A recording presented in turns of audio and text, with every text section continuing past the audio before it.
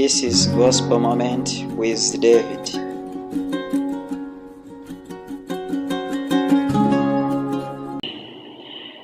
Tugiye kwiga icyigisho cyiza gifite umutwe uvuga ngo ni ryari dusinzira umwanzi akabiba urukungu mu mirima yacu. Ese ni ryari dusinzira? Bitugendekera bite kugira ngo umwanzi abibe urukungu mu mirima yacu? Nyamara kandi Imana yarabibye imbuto nziza, ariko hakaza umwanzi agashyiramo utwe tubuto. Reka dusenga Imana. Turagushimye Uwiteka Imana yacu, uri uwera gitare cy'amahanga, ntabwo ujya uhinduka n'umunsi umwe. Tugushimira yuko uko wahoze kera n'uyu munsi ariko umeze. Uri Imana yumva gusenga kw'abana bawe. Uyu mugoroba turaje ngo twakire, utube hafi, wumve gutaka kwacu, utubabarire ibyaha, kugira ngo Uwiteka tugaragare imbere y'amaso yawe tudatsinzwe n'urubanza.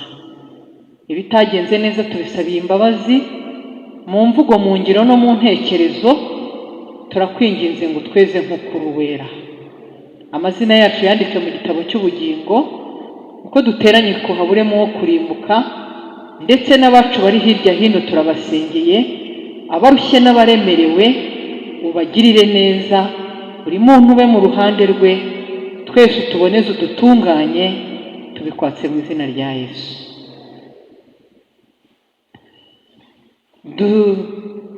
Ni ryari dusinzira umwanzi akabiba urukungu mu mirima yacu? Nimureke tujye kubaza Bibiliya. Mugende muri Matayo mu gice cya 13, duhere ku murongo wa 24. Nuko abacira undi mugani, aravuga ati, ubwami bwo mu ijuru bugereranywa n'umuntu wabibye imbuto nziza mu murima we. Nuko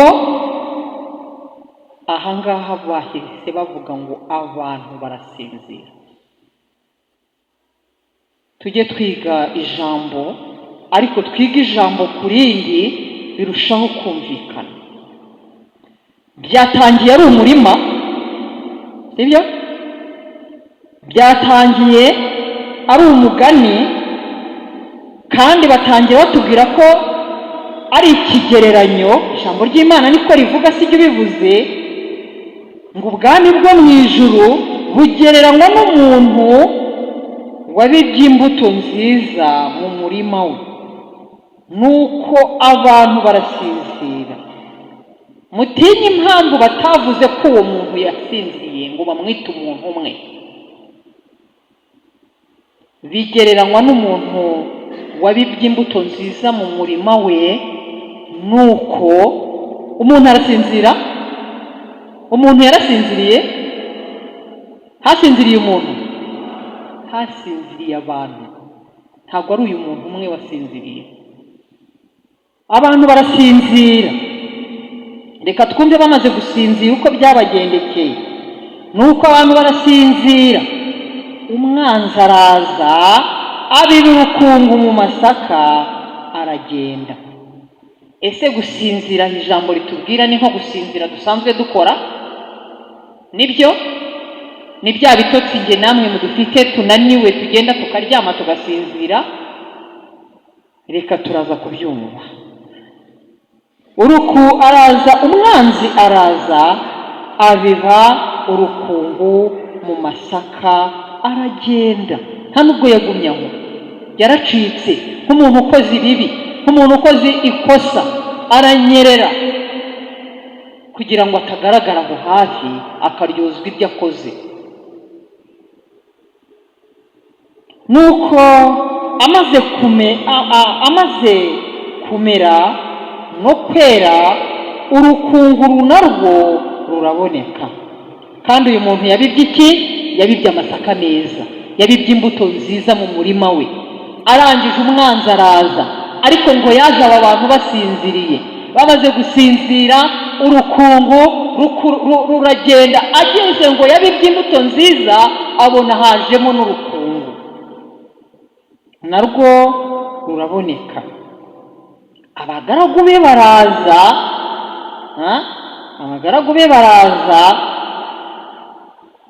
abagaragu be babaza umutware bati, mutware, ntiwabibye imbuto nziza mu murima wawe? None urukungu rurimo rwavuye he?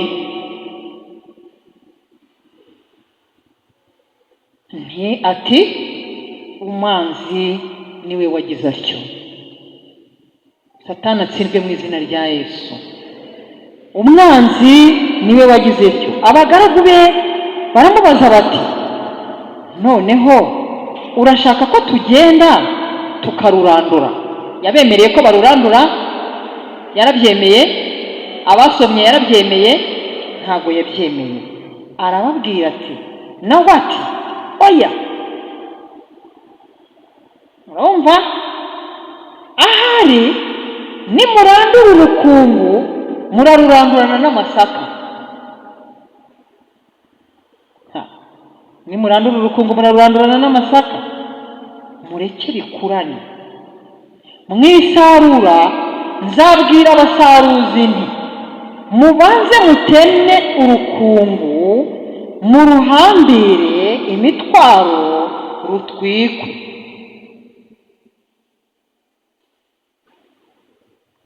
Maze amasaka muyahunike mu kigega cyanjye.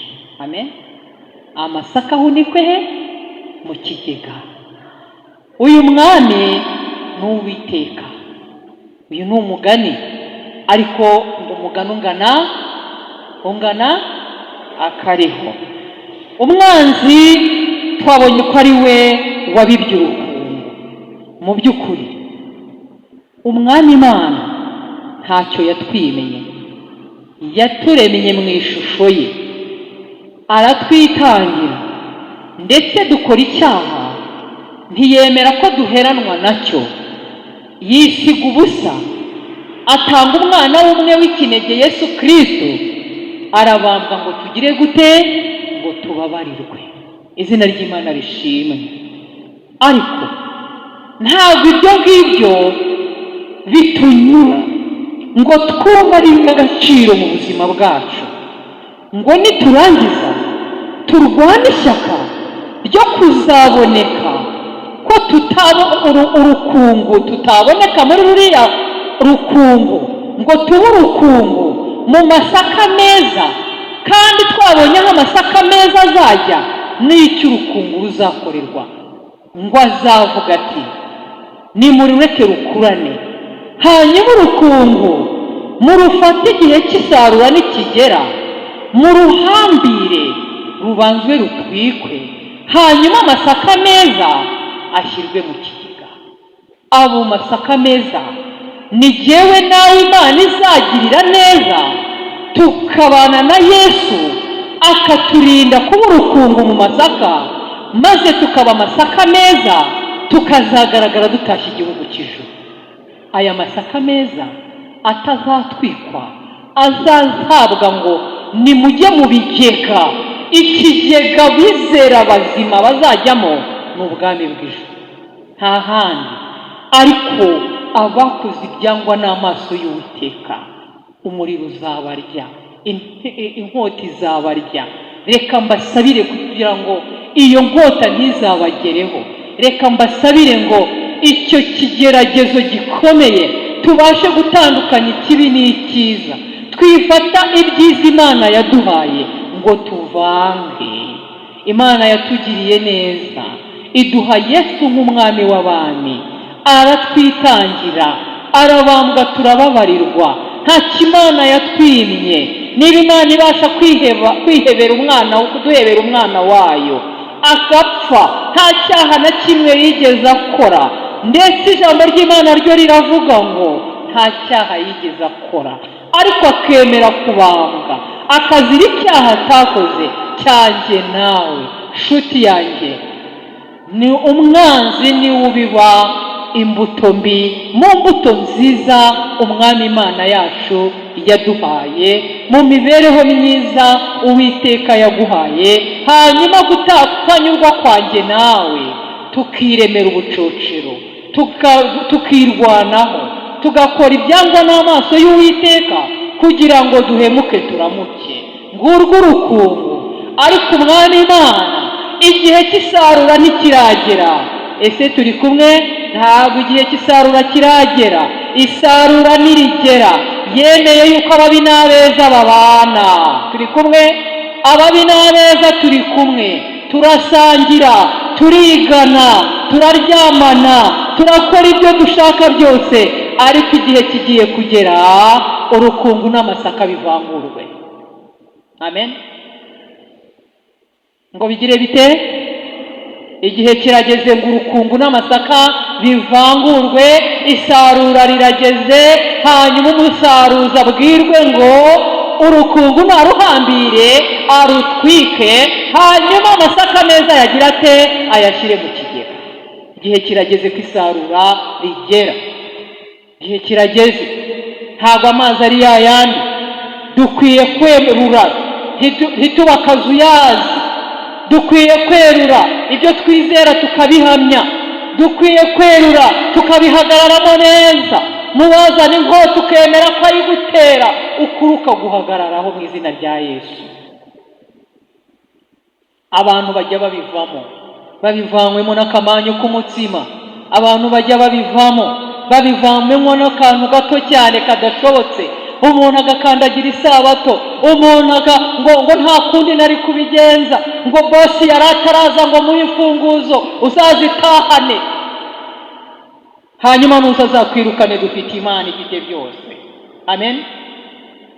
Ngo nta kundi nari kubigenza, ngo none icyo kizamiyo ntagikora bari kunyirukana. Ndagira ngo nkubwire ko mutiga iruhande n'ahandi wakwiga kandi ukabaho, ariko wikosereza Imana nkana ngo nta kundi nari kubigenza. Ibyo ni ukutamasha, ugahora wumva umwanzi Satani afite ibindi bintu yakubibyemo, warangiza ukabyemera, ukabana nabyo, ukaba umukobwa mwiza udafite icyo abuze, ariko akamanyu k'umutima kakaguhemuza. Karya ibitaribwa, kambara ibitambarwa, karyama ahataryamwa. Nshuti zanjye, reka mbabwire, turasabwa kumaramaza. Amen.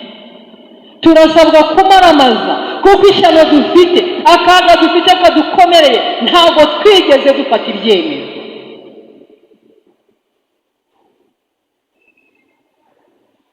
Turi ba petete, birashoboka. Ku isabato tuba abadivantiste b'abakirisitu. Umuntu wabonye ku isabato mwahurira mu mujyi ukibaza niba ari we cyangwa atari we, ukawugira ngo baguhinduriye. Ni ikibazo gikomeye.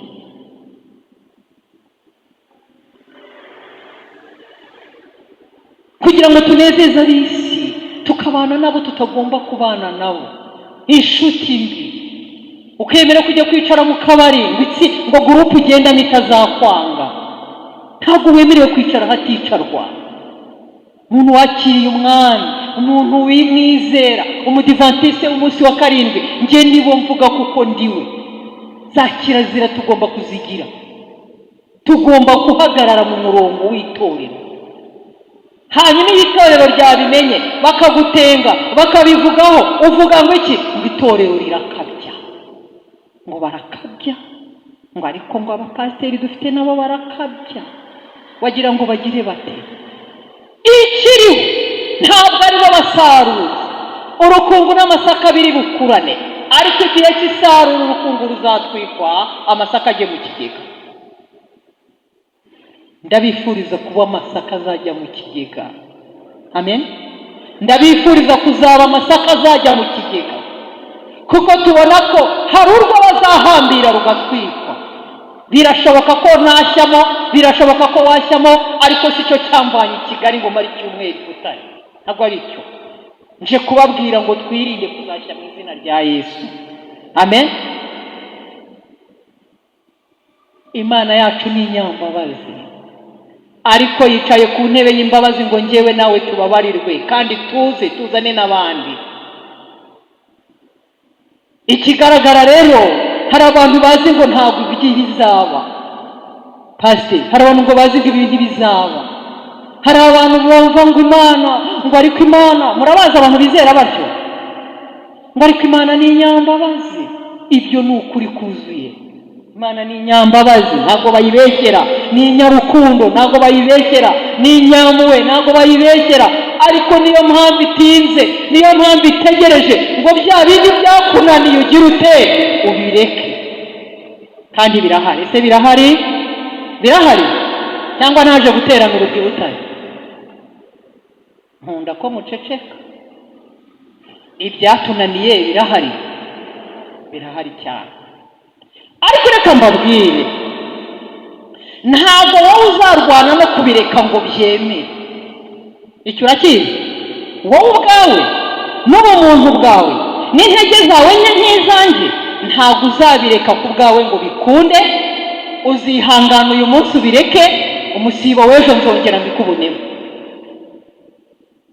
Ibanga byo kubireka by'iteka ni ugufata ku mwami w'abantu, ukamufata ukamukomeza, ukamubwira ngo sinkure ku rutampaye umugisha, ukamushikamaho, ukavuga uti Mana yanjye, ni njyewe nawe. Itabi ryarananiye, ni njyewe nawe. Gukunda abakobwa byarananiye, ni njyewe nawe. Kurara mu kabari byarananiye, ni njyewe nawe. Ni iki gihe?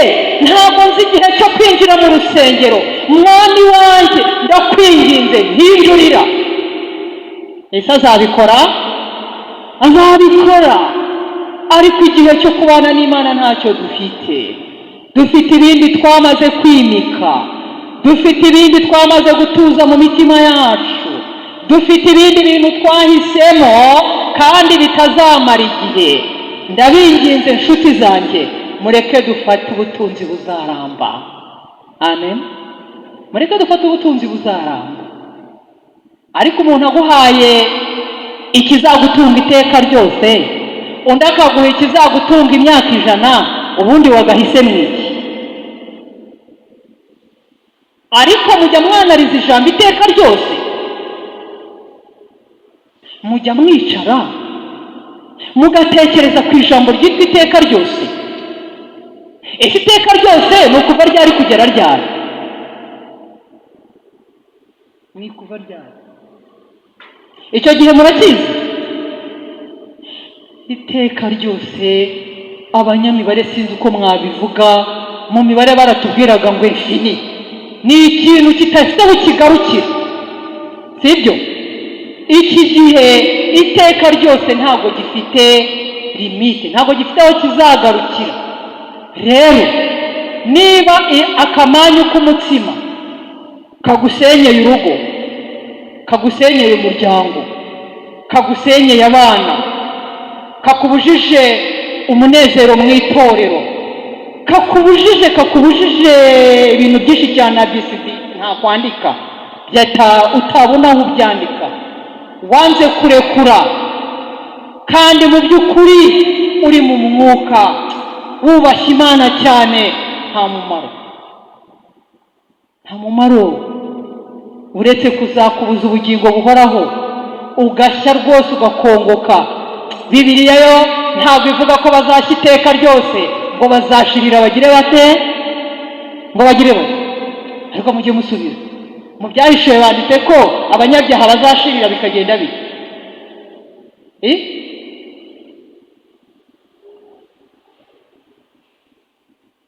Bazashirira bashire. Abavuga iteka ryose ntabwo byanditse. Ubu se kuko umuntu ahitemo gushirira agashira agakongoka abyihitiremo? Imana yaragiye itwereka imirongo ngenderwaho yaturinda umuriro w'iteka. Kandi iby'Imana idusaba gukora ngo tubashe kubona ubugingo, ko atari ibintu tugura byatunaniye kwishyura. Kuko birashoboka ko ikintu cyishyurwa amafaranga niyo tutagira benshi cyagutsinda. kavuga uti ibyo ari byo byose aka kantu karahenda kazagurwa n'abakire gusa, njyewe ntako nemereye. Ariko ibi bintu byatuma tubona ubugingo, byatuma tuba mu ruzabibu rw'Uwiteka, byatuma tutabibirwamo urukungu mu masaka, bitangirwa ubuntu kuko ari ubuntu twanze kubwakira. Ariko watubwira ko hari isoko bugurishwamo, menya hari twajya kwishyura abandi bakabihomberamo kuko nta bushobozi bwo kwishyura bafite. Ariko reka mbabwire, Imana yacu izi ibintu, yari ibizi ko ubwo buntu bugurishijwe abenshi bagwirwamo, itugirira ubuntu. Nta kiguzi dusabwa kugira ngo twakire Yesu Kristo nk'umwami n'umukiza wacu. Ese hari ikiguzi twakwa? Ntacyo. Ni ukubyemera, ukabyizera, ukabihagararamo neza, hanyuma ugahamya. Iyo wamaze kwakira uwo mwami, abakubonye babimenya ko wamubonye, nta matangazo watanze. Urahinduka bikamenyekana, imvugo wari ufite irahinduka, ingendo irahinduka, imyambarire irahinduka, abantu bakavuga batese uriya ni wa mugore wa kanaka. Yego komana, ariko Yesu agira neza ko sigaye asuhuza abantu. Ese uriya ni wa mukobwa wo kwa kanaka, ariko Yesu ni mwiza we, uzi ko nta muntu atagirira neza, no kurara ku muhanda yarabiretse. Reka mbabwire ngo nubwo byatukura tukutuku abasha kubyeza. Wowe gusa byemereye ubundi uzi. Ngwino kwa Yesu nta kiguzi, ngwino kwa Yesu ntabwo ari ibintu bigusaba umwanya w'ibirenga. Reka da, aho waba uri hose uramwakira bikemera, ubundi warangiza ukubaka imico yawe, ubundi warangiza ukinjira mu ijambo, ukavuga ngo ijambo rimbwira kugenza gutya, iri jambo ukaryemera nk'ukuri, uwo ribwiye ukarimubwira nawe ubihagazemo. Iri jambo ni ukuri kujuje ibyangombwa, kandi iri jambo ntabwo risaza. Aba bantu bose bashaje niryo bakoresheje. Aba bapasiteri batuyoboye bagiye mu mapasiyo, ntabwo yari indi Bibiliya yaje nyuma yabo, ni ya yindi tukigiramo. Bivuga ngo ijambo ry'Imana rihora ari rishyashya. Ijambo ry'Imana rihora ari rishya, ni rishya rwose, ntabwo rijya risaza, rihora ari rishyashya. Rero inshuti zanjye, abantu niba babasha kurangara ku mibereho yabo, aho ijambo ry'Imana ryatubwiye ngo abantu barasinziriye. Iri sinzira rivugwa ntabwo ari wa munaniro mu kanya turi buture igitanda, ahubwo abantu basinziriye bareba, abantu ntibapfuye amatwi bumva, abantu bahumye kandi bakanuye, kuko bamaze kuvanga ibibi n'ibyiza. Ntabwo bakizi gutandukanya ikibi n'icyiza, ntibakizi gutandukanya urukungu n'amasaka. Ntabyo dushoboye, dufite ibindi twimitse mu mitima yacu, ari byo bitatuma byaduhumishije amaso. Ariho hano Bibiliya ivuga ngo abantu barasinziriye, ngo maze umuhanzi azana urukungu arubiba mu masaka.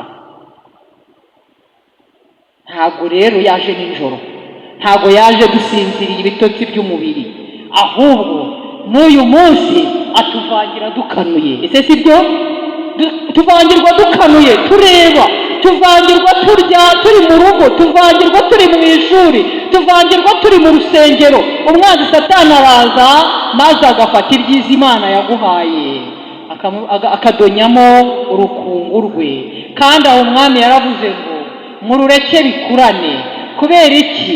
Uyu munsi ababi n'abeza tugira dute? Turi hamwe, turasengana, baradushaka, turashakana, turigana, n'ibindi n'ibindi. Ariko isarura rirageze, umwami avuga ati urukungu ruhambirwe rutwikwe, maze amasaka meza yashyire mu kigega. Ndabasabira nshuti zanjye ngo amasaka meza abonekemo njyewe namwe. Amen. Abonekemo njye namwe. Reka mbasabire guhirwa, mbasabire kwihana mweruye, mbasabire kurekura ibyabananiye, mbasabire Imana Data wa twese wo mu ijuru ushoboye, ugira neza, duhungiraho akatwakira uko twaba tumeze kose, tubabarire gukiranirwa tumwitabaje mu izina rya Yesu.